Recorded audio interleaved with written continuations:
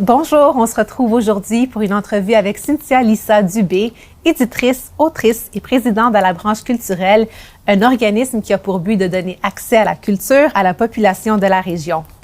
Durant la prochaine heure, nous allons discuter de son livre sur Maude Abbott, une des premières femmes médecins au Canada. Pionnière et originaire de Saint-André d'Argenteuil, Maude est reconnue comme étant une sommité mondiale en matière de maladies cardiaques et elle figure au temple de la renommée médicale canadienne. Cynthia, bonjour. Bonjour. Qu'est-ce qui vous a poussé à écrire un livre sur Maude Abbott? Bien, ça a commencé quand j'ai rencontré Lynne Saint-Jacques, qui est la directrice générale du Musée régional d'Argenteuil. Elle me faisait visiter le musée, puis quand on est arrivé dans la salle des Abbott, de la famille Abbott, elle m'a dit « Ah, ici, c'est mon personnage préféré », puis là, elle m'a parlé de Maude. Donc, comme quoi c'était une pionnière, que c'était un personnage singulier, qui était très attachant. Puis moi, j'ai toujours eu une sensibilité pour l'histoire des femmes. Et puis, j'avais été sensibilisée aussi par Geena Davis, l'actrice qu'on a vue dans le film Thelma et Louise. Oui. Elle a fondé une fondation à Hollywood, là, c'est Gender in Media, si je me rappelle bien. J'avoue que j'ai pas vérifié le titre avant de partir. Puis elle, son message, c'est « If you can see it, you can be it ». Donc, si tu peux le voir, tu peux l'être. Alors, mon idée, c'était d'offrir un modèle aux jeunes filles. Donc, j'ai voulu écrire l'histoire de Maude dans cette optique-là, vraiment, pour les jeunes filles, mais aussi pour les jeunes garçons, parce que les jeunes garçons aussi ont besoin de voir qu'il y a eu des femmes qui ont fait des grandes choses, des choses importantes. C'est sûr que je pensais à mes garçons aussi. Et puis, en même temps, ben, ce qui est le fun, c'est que le livre, il plaît aussi aux adultes. Donc, pour ceux qui s'intéressent à l'histoire des femmes et de la médecine, ben, ça reste intéressant aussi. Oui, certainement. Maude est née au 19e siècle, une époque où les femmes n'avaient pas les droits qu'on tient aujourd'hui pour acquis. Donc, est-ce que vous pouvez nous donner un court survol du contexte historique dans lequel elle a grandi?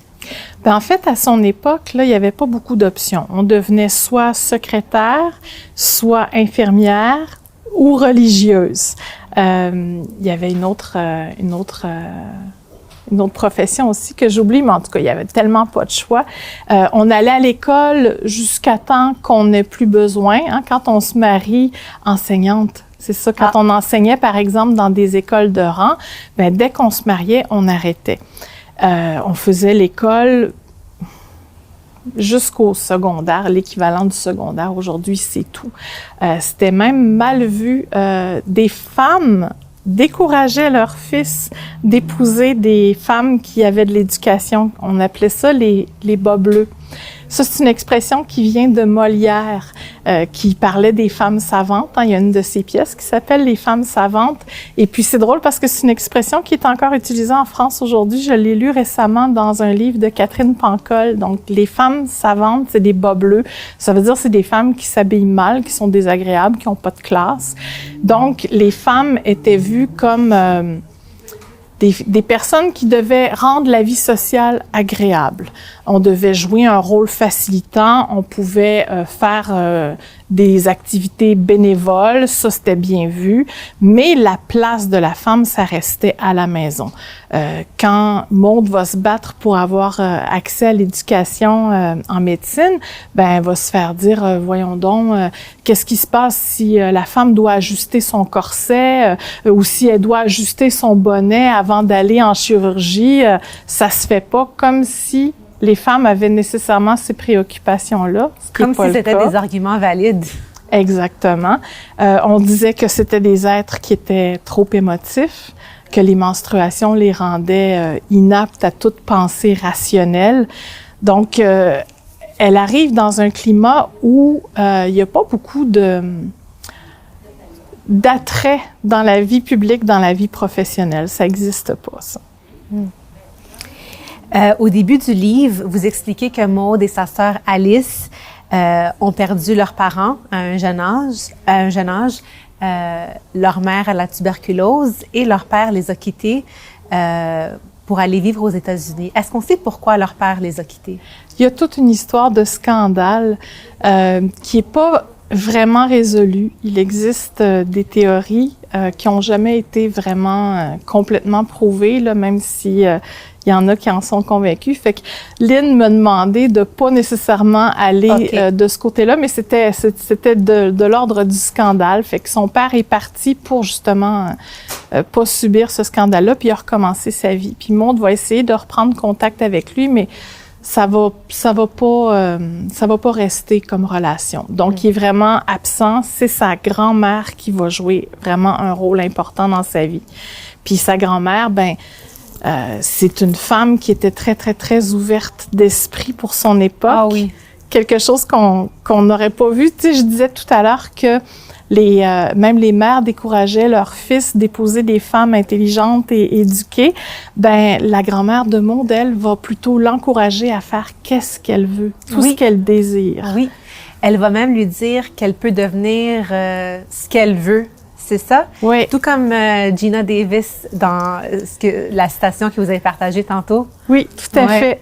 Donc, c'est très avant-gardiste pour l'époque. Oui. Ouais. Donc, heureusement, elle se fait adopter par sa grand-mère maternelle qui la comble d'amour. Et on apprend aussi que Maude vient d'une lignée aisée, éduquée, respectée. Son arrière-grand-père était chirurgien, sa grand-mère descendante d'un marquis, son grand-père révérend de l'Église anglicane et le fils du frère de son grand-père est nul autre que l'ancien premier ministre du Canada, John Abbott. D'après vous, est-ce que cet héritage privilégié, en quelque sorte, lui a permis de rêver et d'aspirer à plus en tant que femme? C'est certain que ça a une incidence dans sa vie. Ça fait pas d'elle une membre de la grande bourgeoisie. Ils étaient quand même à un niveau modeste, mais ils avaient justement un revenu qui provenait de l'héritage du marquis qui a permis une certaine aisance. Le fait qu'ils ont contribué, les Abbott, les deux frères, le grand-père et son frère, qu'ils ont contribué à la fondation de l'Université McGill, ça montre qu'ils avaient une place dans la société quand même. Puis John Abbott, qui a eu tout un parcours, il a aussi été maire de Montréal, il a été député, puis après ça, premier ministre, le premier à être né en terre d'Amérique. Oui. Donc, oui, tout ça, ça fait qu'ils ont une certaine position dans la société, ils ont une certaine liberté financière, mais ça n'a pas facilité nécessairement le parcours de Maude. Il y avait une posture, une ouverture, un peu comme la grand-mère. Les Abbott étaient convaincus que chaque personne devait mériter son parcours. Donc, il faut travailler fort. Il y a aussi la pensée anglicane qui imprègne toute cette philosophie-là parce que c'était une famille protestante. La religion était très, très, très importante. Puis, bon, il y a la notion de tu dois travailler pour mériter qu'est-ce que tu vas obtenir. Et on va en parler un peu plus tout à l'heure, mais quand Maude va se battre pour avoir accès à l'éducation en médecine, son cousin, elle l'appelait son cousin, même si c'était le cousin de sa mère, là, John Abbott, il va pas tirer les ficelles pour elle. Il va lui dire quoi faire, mais il va pas faire la job à sa place. Il va pas lui faciliter la vie. Donc, c'est elle qui doit contacter les gens pour faire signer sa pétition, pour ramasser des sous, pour organiser tout ça. Donc, il y avait quand même une posture où il reconnaissait qu'une femme pouvait faire ces choses-là. Donc, même s'il va pas l'aider, il y a toute une mentalité qui va l'aider, elle, à prendre sa place. Puis, quand la grand-mère de Maude va mourir, c'est John Abbott qui va devenir son tuteur. Parce qu'elle devait être sous tutelle, même si elle approchait, là, elle était jeune adulte. Et puis, lui, il va l'aider à acquérir des actions du Canadien national. Elle était propriétaire d'un édifice qu'elle louait pour avoir des revenus financiers. Donc, il lui a laissé quand même une grande liberté, même s'il était son tuteur. Pour lui, il faisait confiance. C'était une femme qui était capable de gérer ses affaires et elle les gérait très bien. Ah oui. On a vu dans des écrits qu'elle surveillait où allaient ses sous, puis elle demandait souvent des hausses de salaire, même si elle les obtenait pas, là. Mais elle était à son affaire, puis son tuteur lui faisait confiance. Oui. Donc, son cousin devait quand même être progressiste pour un homme de l'époque. Voilà. Oui. Ouais. À travers votre livre, on retrouve des extraits du journal intime de Maude, ce qui est très intéressant. Et on peut y lire, entre autres, qu'elle rêve d'obtenir une éducation à l'école. Ce rêve finit par se faire réaliser. Parlez-nous un peu de son parcours académique à l'école secondaire. Bon, ben c'est ça. Au début, elle était élevée par des précepteurs qui venaient à la maison. Donc là encore, là, on voit une aisance sociale là, parce qu'il y a beaucoup d'enfants qui n'avaient pas ce privilège-là. Puis elle, justement, elle se disait, ben c'est fou, tout le monde rêverait d'avoir des enseignants à la maison et moi, je l'ai, mais ce que je veux, c'est aller à l'école. C'est encore une fois grâce à sa grand-mère qui est ouverte d'esprit, qui va décider de l'envoyer à l'école vraiment vers la fin là, de ce qu'on considère comme l'équivalent du secondaire. Là. Elle l'envoie dans une école privée à Montréal. Et là, tout de suite, on voit que Maude va manifester des habiletés intellectuelles très élevées. Elle va remporter une bourse d'études. Donc, la première bourse d'études que l'Université McGill va accorder, Maude va l'obtenir parce qu'elle avait des résultats exceptionnels. Puis, elle était tellement passionnée par l'apprentissage qu'elle mangeait tout qu'est-ce qu'elle pouvait apprendre. Puis c'est comme ça qu'elle va rentrer à McGill en tant qu'étudiante, mais elle était en arts. Oui. Donc, les arts, à ce moment-là, ça voulait dire la géographie, le grec, le latin, la botanique. Vous avez mentionné l'Université McGill. Au courant du livre, on voit que Maude a vraiment une appréciation profonde, une admiration pour cette institution. Pourquoi?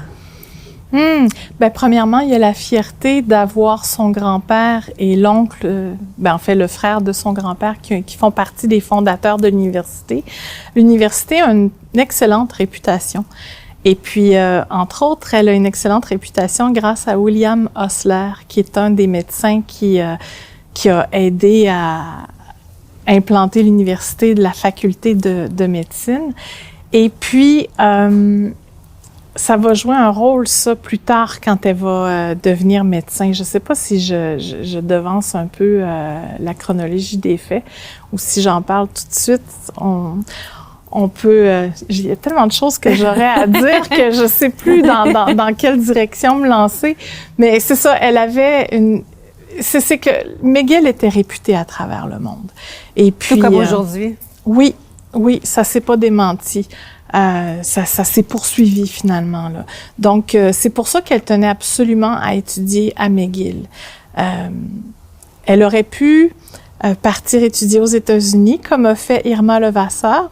D'ailleurs, les francophones connaissent plus Irma Levasseur, qui est la première francophone à exercer la médecine au Québec.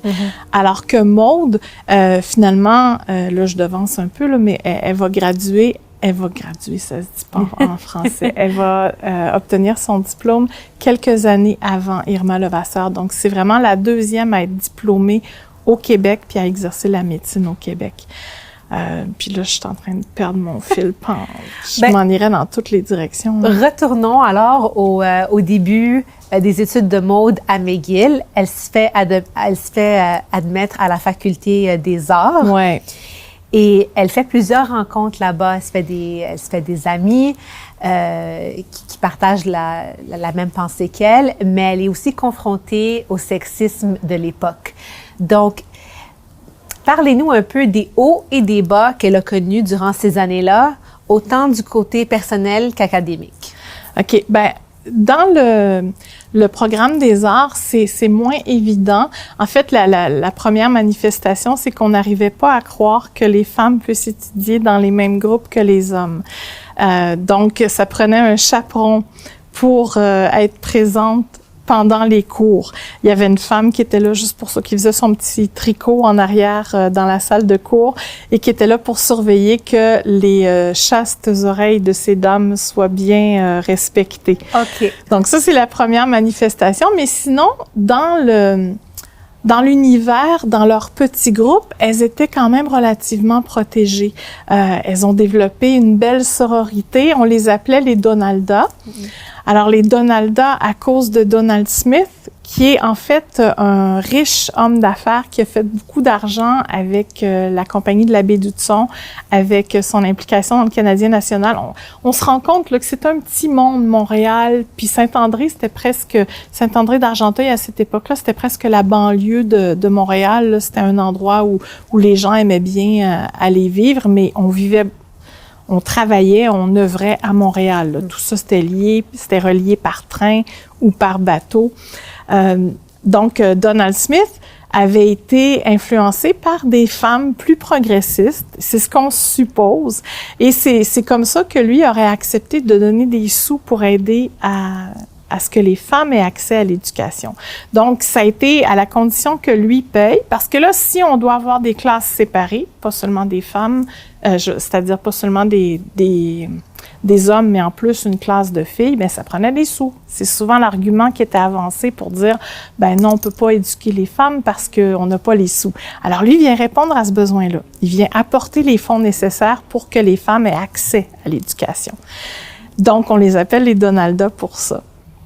Ça aussi, ça peut être vu comme un peu péjoratif, mais bon, elle, c'était correct, c'était sympathique, puis elle s'identifiait, donc elles avaient une belle ambiance, et puis tout se passait bien. C'est plus tard, quand elle va vouloir accéder en médecine, aux études en médecine, c'est là que le sexisme va être encore plus flagrant.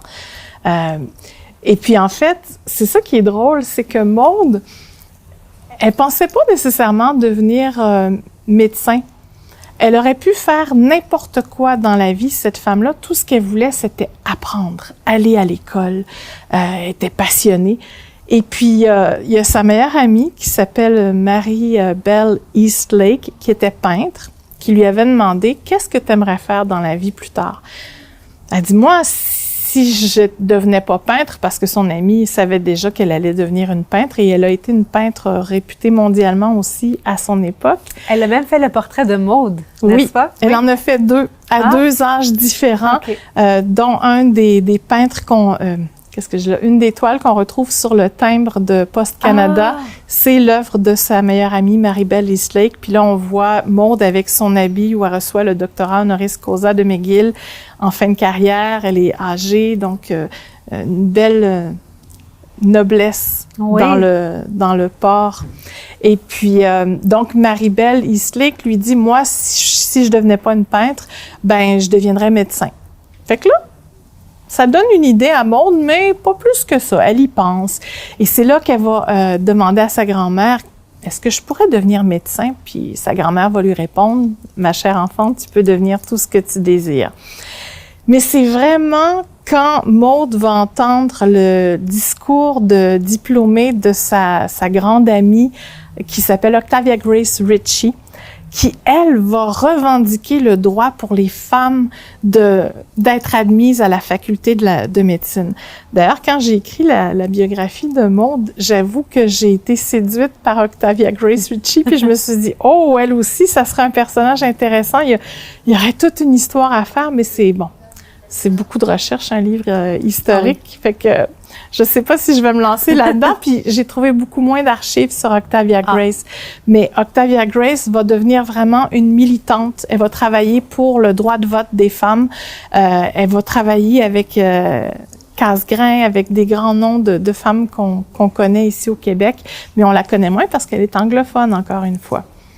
Octavia, le discours dont vous avez fait mention, c'est un discours qu'elle n'avait pas eu la permission de présenter, si je me trompe pas. Oui, ça, c'en est une autre manifestation du sexisme et du paternalisme, c'est qu'elle devait faire approuver son discours de diplômée. Et puis, on lui avait dit, ça, tu dis pas ça.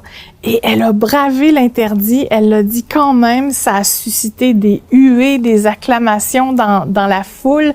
Et c'est ce qui a vraiment galvanisé Maude. Puis c'est à ce moment-là, en tout cas, c'est ce qu'on suppose là, dans les écrits qu'on trouve, c'est à ce moment-là qu'elle aurait vraiment décidé, oui, c'est ça que je vais faire.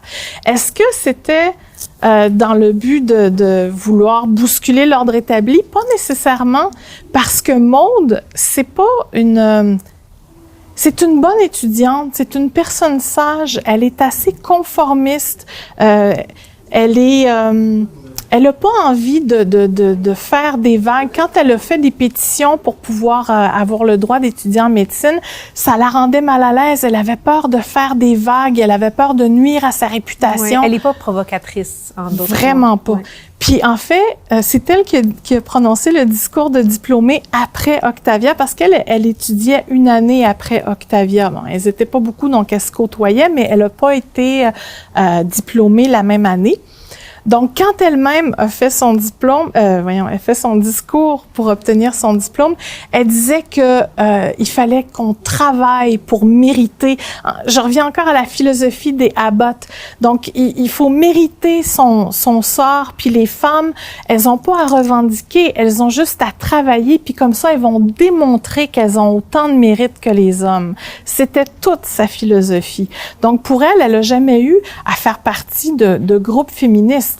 Tout ce qu'elle avait à faire, c'était travailler. Puis elle avait une aspiration à l'excellence. Tout ce qu'elle faisait, elle le faisait corps et âme. Elle y mettait le temps, l'énergie qu'il fallait. C'était une perfectionniste. Puis elle faisait tout professionnellement pour faire avancer les connaissances. C'était son seul objectif. C'est une qualité très admirable, mais pensez-vous qu'il y avait un peu de naïveté là-dedans?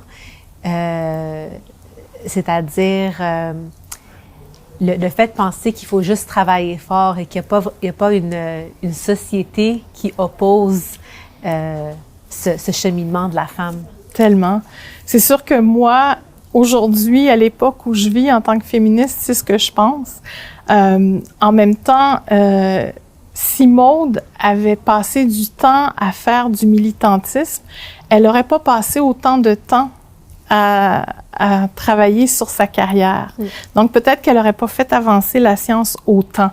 Il fallait qu'elle choisisse. Elle a fait ce choix-là, qui était un choix valable, mais je suis d'accord, il y a une certaine naïveté là-dedans. C'est sûr qu'elle a rencontré des obstacles, elle a eu des bâtons dans les roues qui, normalement, auraient dû la faire avancer. Par exemple, quand elle va finalement devenir médecin, il y a plein d'opportunités qui lui sont pas offertes parce qu'elle est une femme. Elle n'aura jamais le salaire des hommes. Elle n'aura jamais le titre de professeur, même si elle enseigne à McGill. Ça, c'est quelque chose qui l'a beaucoup rongé. On le ressent dans le livre, qu'elle voulait vraiment ce titre-là, qu'elle voulait cette reconnaissance et qu'elle ne l'a jamais eu. Oui. Puis en même temps, c'est ce qui lui aurait permis d'avoir un salaire plus décent puis de vivre plus librement. Quoique elle-même était très frugale, elle n'avait pas besoin de beaucoup d'argent pour vivre, mais elle avait besoin d'argent pour s'occuper de sa sœur qui était malade. Donc, elle habitait à Montréal et puis sa sœur habitait à Saint-André d'Argenteuil. Puis elle avait une infirmière et une gouvernante qui s'occupait de sa sœur. Donc, tout ça, ça coûte beaucoup de sous. Oui. Alors qu'elle avait un salaire inférieur aux autres hommes parce qu'elle traitait des femmes et des enfants, comme c'était souvent le cas des femmes médecins à cette époque-là. Vous avez mentionné qu'elle payait pour que sa sœur ait une gouvernante et une infirmière à la maison. Expliquez-nous pourquoi. Bon, en fait, on ne saura jamais c'est quoi parce que la santé mentale était très peu connue à cette époque-là. Mais c'est ça, la sœur de Maude avait une fragilité mentale. Donc, on ne mettra pas de diagnostic parce qu'on ne le saura jamais exactement c'était quoi. Mais elle ne pouvait pas fonctionner. Elle n'était pas autonome. Elle était très fragile. Elle avait des épisodes où elle pouvait faire des choses qui étaient pas admises dans la société. Par exemple, sortir en jaquette à l'extérieur. Bon, ça, c'est un exemple mineur, là. Mais c'est ça, elle était très fragile. Donc, elle avait besoin d'un soin constant. Elle n'était pas capable de gagner sa vie. Donc, c'est pour ça que Maude, elle s'en est occupée. Ça a été probablement une des plus grandes tragédies de sa vie. Elle a écrit un article sur la santé mentale. Elle a essayé de comprendre c'était quoi qui faisait qu'un être pouvait être plus fragile qu'un autre. Puis j'ai comme moi, l'intuition que j'ai, c'est que Maude avait une personnalité tellement forte qu'elle pouvait pas s'imaginer comment quelqu'un peut devenir aussi fragile Et elle aurait tellement aimé sauver sa sœur, mais elle n'a pas pu. Puis ça ressort dans toutes les correspondances qu'elle a eues avec ses mentors, avec ses collègues, comment, là, je pense que je vais trouver la façon d'aider Alice, puis ça fonctionnera jamais. Donc, ça fait partie de la couleur de sa vie. Elle s'est consacrée à sa famille, à sa carrière, et à sa famille, c'est-à-dire sa sœur Alice. Ça a été ça, sa vie. Elle a même reporté ses études à plus d'une occasion pour justement retourner à la maison pour s'occuper de sa grand-mère et de sa sœur. Bien, au tout début, il a fallu qu'elle retourne parce qu'elle avait eu des problèmes de santé pour elle. Il y a eu effectivement une autre occasion où c'est parce que sa sœur était fragile, donc là, elle pouvait pas commencer ses études. Donc, ça avait toujours un impact. Puis, d'ailleurs, quand elle pourra pas étudier en médecine à McGill, elle a envisagé d'aller étudier à Philadelphie parce que si c'était pas McGill, Philadelphie, il y avait une bonne réputation. D'ailleurs, c'est là qu'enseignait William Osler, dont j'ai parlé tantôt, qui a travaillé à McGill. Donc, pour elle, ça aurait été OK, on pourrait aller à Philadelphie, mais ça voulait dire quitter sa grand-mère et sa sœur. Et là, c'était trop pour elle. Le noyau était tellement tissé serré, le noyau familial, qu'elle pouvait pas s'imaginer les abandonner. Donc, c'est pour ça qu'elle a fini par accepter l'idée d'aller étudier à Bishop. Parce qu'à ce moment-là, l'université Bishop était pas à Sherbrooke. À ce moment-là, il y avait une antenne, un édifice qui était à Montréal. Puis là, Bishop, eux, ils ont vu une occasion d'aller chercher des sous. McGill prend pas les étudiantes féminines. Nous, on va aller chercher leurs droits de cotisation. Donc, on va ouvrir la porte aux femmes. Et puis, c'est comme ça qu'elle a réussi à étudier au Québec. Son amie, Octavia Grace Ritchie, elle étudiait en Ontario parce qu'en Ontario, il y avait eu 2 universités qui avaient été ouvertes pour les femmes. Puis tout à l'heure, vous demandiez c'était quoi les expressions de sexisme qui pouvaient avoir lieu. Oui. Ça a été assez horrible. À Kingston, il y a même des étudiants qui pouvaient lancer des organes qu'on étudiait pour les cours d'anatomie sur les étudiantes pour les intimider. Il y avait des graffitis qui leur demandaient de partir. Vous n'avez pas votre place ici. Donc, c'était très difficile. Mais Octavia Grace Ritchie, elle, avait quand même été étudiée à Kingston. Puis là, quand elle apprend qu'on peut étudier à Bishop à Montréal, elle va dire à Maude, moi, je termine mes études à Montréal, viens donc me rejoindre, on va étudier ensemble. Et c'est pour ça que Octavia Grace est la première diplômée au Québec, puis Maude va être la deuxième. Donc, elle va réussir, mais il fallait encore faire le stage. Oui, et pour faire le stage après les études de médecine, c'était régi par l'université McGill. Donc, il a fallu faire un autre combat, encore un autre appel de pétition, d'aller alerter les gens comme quoi il y a des femmes de qualité qui peuvent pas devenir médecins. Et puis là, ils ont fini par envoyer la lettre comme quoi elle avait le droit de faire son stage, mais ça va pas rester. Elle va faire partie des quelques personnes qui vont pouvoir. Est-ce que je me trompe ou il fallait qu'elle paye pour faire ce stage-là? Oui. Pour réserver sa place? Ils appelaient ça un ticket. Donc, elle payait son ticket pour avoir le droit de faire le stage. Puis après ça, même Bishop va être refroidi, va plus admettre de femmes. Et puis, McGill va arrêter d'en accepter. Puis ça va être des années plus tard que là, finalement, McGill va se mettre à accepter des femmes en médecine bien longtemps après les Ontariens. Donc, justement, le McGill, c'était le premier choix de Maude pour étudier la médecine. Elle a fait sa demande et on lui a catégoriquement refusé l'entrée. Parlez-nous de cette période-là où elle et ses amis se sont battus pour ramasser des fonds. C'est ça. Donc, elles ont contacté des femmes de la noblesse montréalaise. C'est là où son cousin a été de bons conseils. Il lui a dit, tu dois parler à ces femmes-là, tu dois obtenir des pétitions, alerter les journaux. Donc, ils ont fait tout un tabac, ils ont fait énormément de bruit. Ils ont ramassé beaucoup d'argent. Et parce que c'était souvent l'argument qui était avancé, si on doit avoir des femmes dans les salles de cours, on peut pas les mettre avec les hommes, donc ça prend plus de ressources, ça prend de l'argent. Vous voulez de l'argent? Parfait, voilà de l'argent. Et là, ça s'en va encore en délibéré.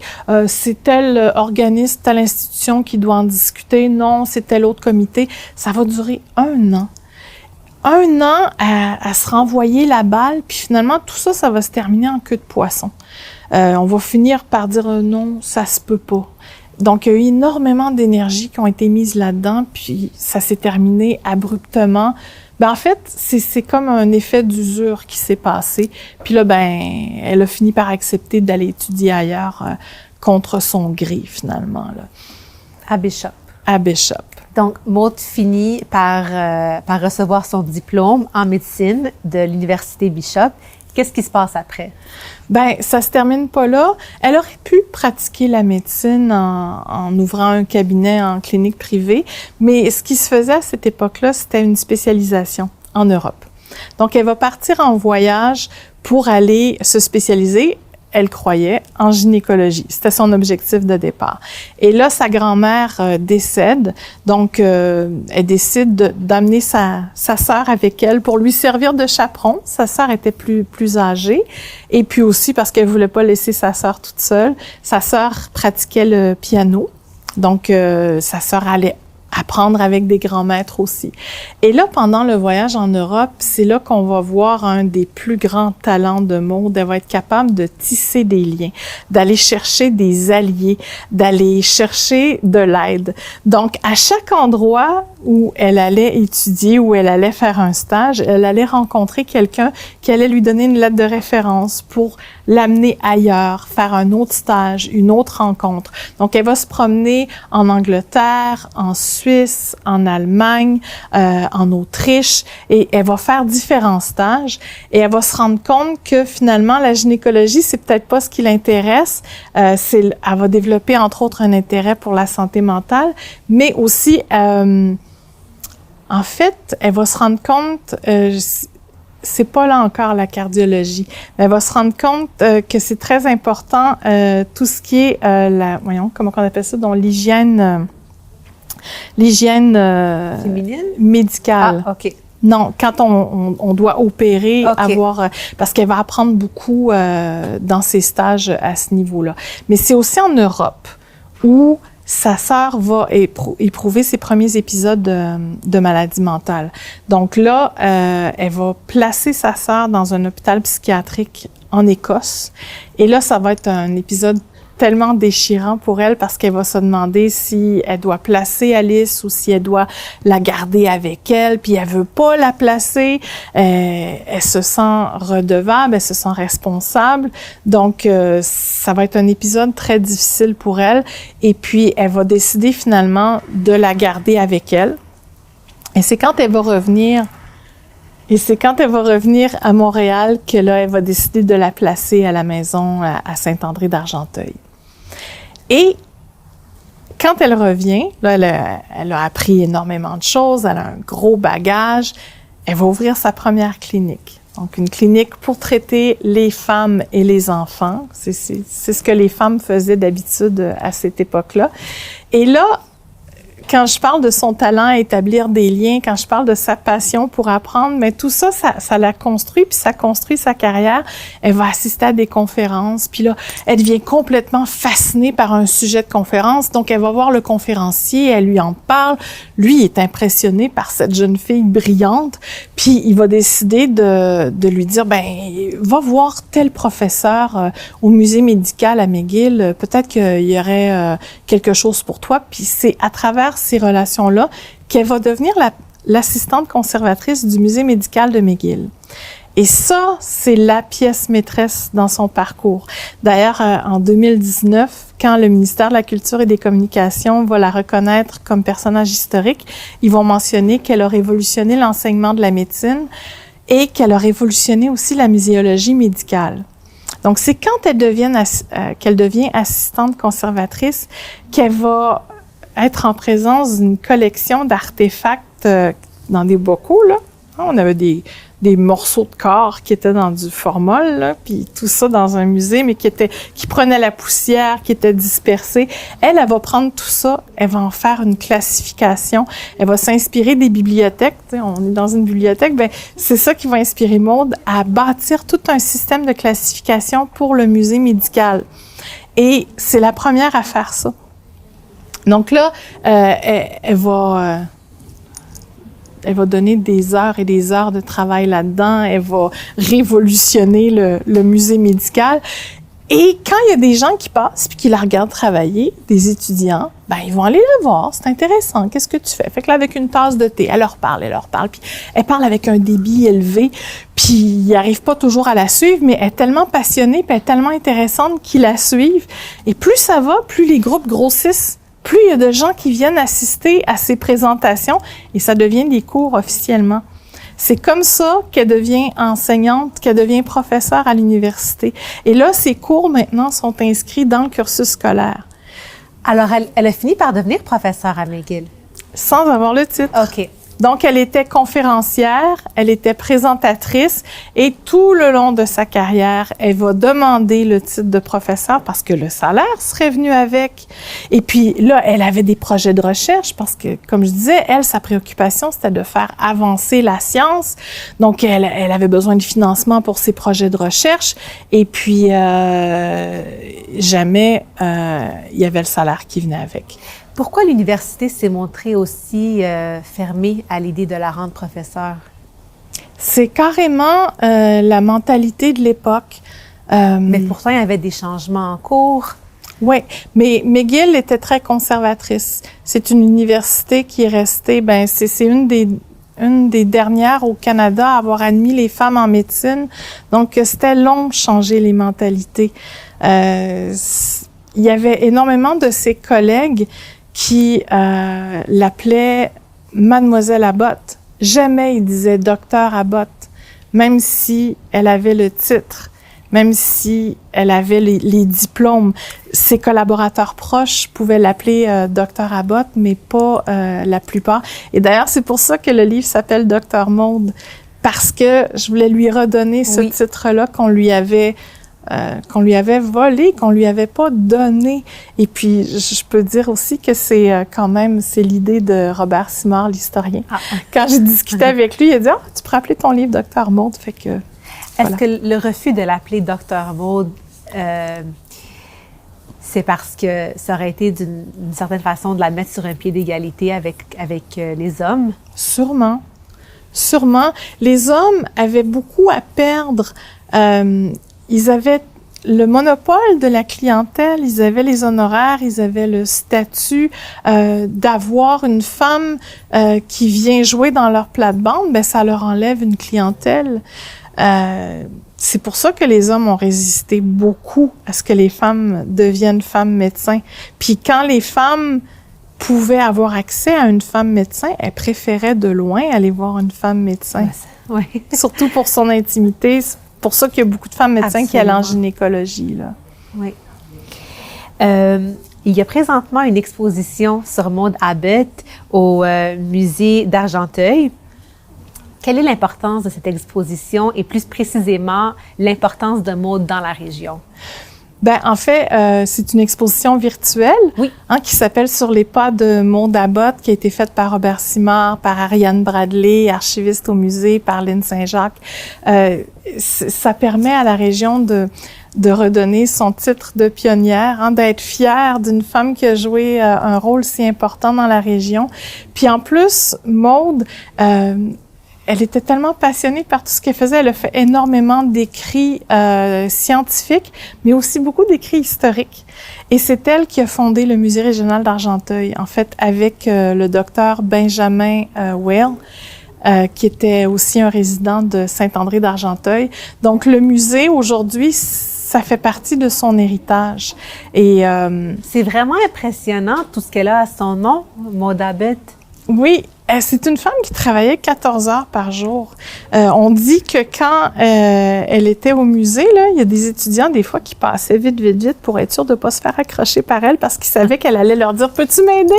Peux-tu faire ça pour moi? Il y a telle tâche à faire. » Elle elle a accompli une somme de travail hallucinante. Donc oui, en fait, si elle s'est consacrée à l'histoire en fin de carrière, c'est qu'elle a été remerciée un peu de façon cavalière. Hein. L'université McGill était un peu tannée de l'entendre réclamer le titre de professeur. Alors, ils lui ont donné un deuxième doctorat honoris causa en droit, qui était le doctorat honoris causa le plus prestigieux. Et c'était la première fois qu'ils remettaient un deuxième doctorat honoris causa, et ils l'ont fait pour une femme.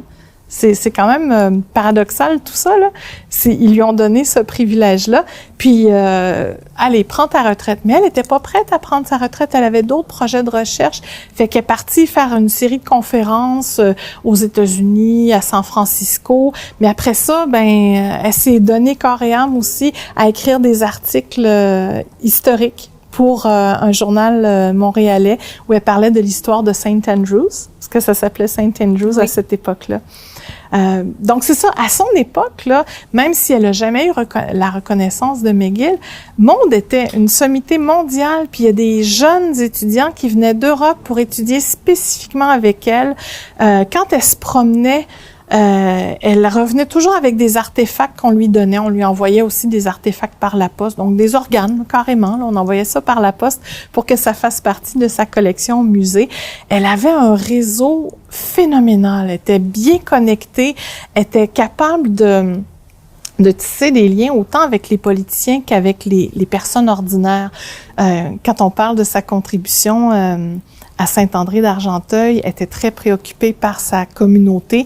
Puis il y a même un citoyen qui avait été arrêté, qui s'en allait en prison, puis elle est intervenue en sa faveur. Donc elle se souciait de tout le monde. Elle était attachée à sa communauté, puis elle se donnait énormément. Ouais. Oui. Pourquoi est-ce qu'elle ne s'est pas battue pour le titre de professeur? Je viens de penser à ça parce qu'elle s'est battue pour pouvoir étudier la médecine à l'université. Pourquoi ne s'est-elle pas battue pour recevoir cette reconnaissance? Elle l'a fait. Elle l'a fait. Elle le fait constamment, constamment, jusqu'à la fin de ses jours. Okay. Elle était très opiniâtre, elle était très... elle s'exprimait tout le temps. Est-ce qu'elle a sollicité l'aide des autres, des membres de la société qui ont appuyé ses efforts pour entrer en médecine? Non, on n'avait pas la même dynamique à ce moment-là. Là. Donc, c'est sûr qu'elle a demandé l'aide de ses collègues. Elle avait des mentors aussi avec qui elle avait des bonnes relations. Mais ça restait une décision de l'institution. Okay. Donc, elle a pas eu d'aide. Même elle avait de l'aide, mais pas pour obtenir ces avantages-là, malheureusement. Alors que elle, on parlait de William Osler. Là. William Osler aussi a joué un grand rôle. Ça, je l'ai pas dit. Là. Elle est devenue cardiologue spécialisée en cardiologie infantile à cause d'un artefact important qu'il y avait au musée médical de McGill, qui porte aujourd'hui son nom, le musée médical Maude Abbott. Et puis, elle avait trouvé un cœur qui avait une malformation. Et c'est en parlant avec William Osler qu'il lui avait dit, là, tu te trouves dans un endroit magnifique, il faut que tu saisisses cette occasion-là pour développer ta spécialité. Puis elle l'a pris au mot. Elle s'est spécialisée en cardiologie grâce à cet artefact-là qu'elle a trouvé, qu'elle a étudié sous toutes ses coutures. Puis quand William Osler lui a demandé d'écrire un article sur les maladies congénitales, elle lui a consacré un chapitre qui est devenu finalement la référence. C'est pour ça qu'elle est devenue reconnue à travers le monde. Puis plus tard, elle va écrire l'Atlas des maladies congénitales. C'est un ouvrage phénoménal qui va faire qu'elle va être reconnue mondialement. Et quand son mentor, William Osler, est décédé, elle a décidé de lui faire une édition du magazine. Elle était rédactrice en chef pour le magazine de l'Association médicale canadienne, l'Association des musées médicaux canadiens. Elle a fondé tellement d'associations, l'Association des femmes médecins du Canada, était partout. Puis, elle était rédactrice grâce à la Deuxième Guerre mondiale, où là, les hommes étaient partis au front, fait que ça lui a permis d'avoir cette job-là. Ça aussi, c'est important dans son histoire. Donc, elle a décidé d'écrire un numéro spécial sur son mentor, William Osler. Et au départ, c'était censé être un numéro de magazine. Ça va lui prendre 3 ans à écrire et elle va terminer avec 600 pages. Donc, elle était prête à mettre tous ces efforts-là pour les autres, mais il n'y a personne à son époque qui était prêt à mettre tous ces efforts-là pour l'aider, elle, à être reconnue. Pourtant, aujourd'hui, son nom est connu et puis elle fait partie du temple de la renommée médicale canadienne. Vous avez mentionné plus tôt qu'en 2019, un musée a... C'est le ministère de la Culture et des Communications qui l'a reconnu personnage historique. En fait, ça commence à lui revenir le mérite qui lui est dû. Moi, je dirais que le Musée régional d'Argenteuil a joué un grand rôle là-dedans, dans la création de l'exposition virtuelle aussi. C'était une des missions que s'était donnée Lynn Saint-Jacques. Puis c'était une contribution que je voulais amener moi aussi, à aider à la faire connaître, surtout qu'elle est connue plus par les anglophones que par les francophones. Donc, on espère encore plus la faire connaître chez les jeunes aussi pour que son héritage reste dans l'histoire. Oui, et c'est quand même un beau modèle à avoir. Oui, cette femme-là, elle a réussi dans la vie par sa seule intelligence et son travail, pas par des manœuvres politiques, pas par la coquetterie, pas par des jeux. Non, c'est son travail et son intelligence. C'est son plus grand mérite. On pourrait lui rendre hommage pendant très longtemps, mais il nous reste pas beaucoup de temps. Et puis, on veut parler de la branche culturelle un petit peu. Oui. dont vous êtes la présidente. Parlez-nous un peu de cet organisme, des activités que vous offrez dans la région et aussi de votre concours annuel d'écriture. Alors, en général, là, la branche culturelle, on offre des activités artistiques dans le cadre, par exemple, du Café Canopé un dimanche par mois. Donc ça, c'est des activités où les gens vont pouvoir créer, puis en même temps assister à des prestations musicales, par exemple. On a un ciné-club, le Ciné-club La Branche, qui a un grand succès. On est très fiers de ça. On fait partie de l'Association des cinémas parallèles du Québec. On a des beaux choix de films, des films d'auteurs, des films qu'on voit pas dans les cinémas commerciaux. Puis on fait aussi des projets spéciaux. Par exemple, on fait en collaboration avec le Musée régional d'Argenteuil un concours d'écriture où on invite les gens à écrire des courtes fictions de 5 à 600 mots à partir d'un artefact du musée. Donc le but, c'est de faire connaître les artefacts du musée parce que la collection, elle est immense puis elle est tellement riche. Et puis en même temps, de susciter le goût d'écrire. Fait que là, au moment où l'émission va être diffusée, on va déjà avoir annoncé les gagnants et le recueil va être en vente. Donc, vous allez pouvoir aller le chercher à la Galerie de la Route des Arts, entre autres, ou aux activités de la branche culturelle.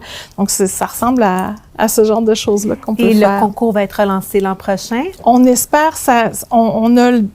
On a bien l'intention. Donc, ça devrait revenir. Si jamais il y a des gens qui ont manqué l'occasion de participer, oui, ça va revenir. Super. Et puis, ensemble avec l'Association des auteurs des Laurentides, vous avez lancé l'application de réalité augmentée Artivive que j'ai moi-même téléchargée et que j'ai trouvé géniale. Parlez-nous de la genèse de ce projet et je vous invite aussi à faire une démonstration de l'application. En fait, c'est ça, c'est que la réalité augmentée, c'est quelque chose qui a été exploré par Ugo Monticone avec Tracé de voyage. Et puis, l'Association des auteurs des Laurentides a voulu pousser plus loin ce projet-là, aller voir comment ça pourrait aider les auteurs à faire connaître leurs livres. Donc, la réalité augmentée, c'est une animation qu'on fait et qui est déclenchée par la couverture du livre. On aurait pu choisir des images à l'intérieur du livre. Probablement que je vais le faire aussi pour Dr. Maud éventuellement, parce qu'il y a des illustrations à l'intérieur, donc je vais pouvoir rajouter d'autres animations. Fait qu'on se sert de l'application Artivive qui existe déjà dans le milieu muséal. Et puis, ce que je dois dire, c'est que c'était vraiment un travail d'équipe. On était 7 auteurs à travailler dans ce projet-là. Et puis, chaque auteur avait son point de vue. On a vraiment travaillé ensemble pour développer les animations pour chacun des livres. Donc, chaque auteur avait son livre et puis on a des sujets qui sont très variables, qui sont très différents. Là, je sens que le temps passe, fait que je vais faire la démonstration tout de suite. C'est ça que je vais faire. Je vais mettre le livre sous la tablette et là, l'animation déclenche. Grand-maman, est-ce que je peux devenir médecin? Cher enfant, tu peux devenir tout ce que tu désires. On entend finalement la réplique qui a joué un grand rôle dans la vie de Maude.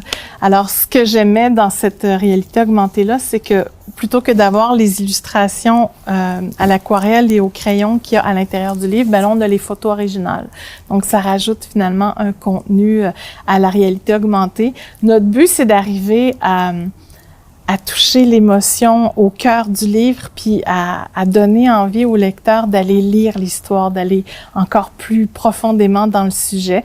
Et là, ben, on va se promener à travers les Laurentides pour présenter tous ces projets de réalité augmentée en espérant qu'on va rencontrer de nombreux lecteurs. Quand est-ce que vous allez commencer votre tournée? Ben, en fait, la première, je pense que ça va se passer à Brownsburg-Chatham. Malheureusement, quand on va diffuser l'émission, ça va déjà avoir été présenté. Okay. Donc là, il va y avoir d'autres villes dans les Laurentides. Mais dès que vous allez à la bibliothèque ou dès que vous allez à la Galerie de la Route des Arts, par exemple, il suffit tout simplement de télécharger l'application, de la mettre vis-à-vis la couverture et puis là, ça déclenche l'animation. Merci beaucoup, Cynthia, d'avoir été avec nous. Merci. Merci à vous.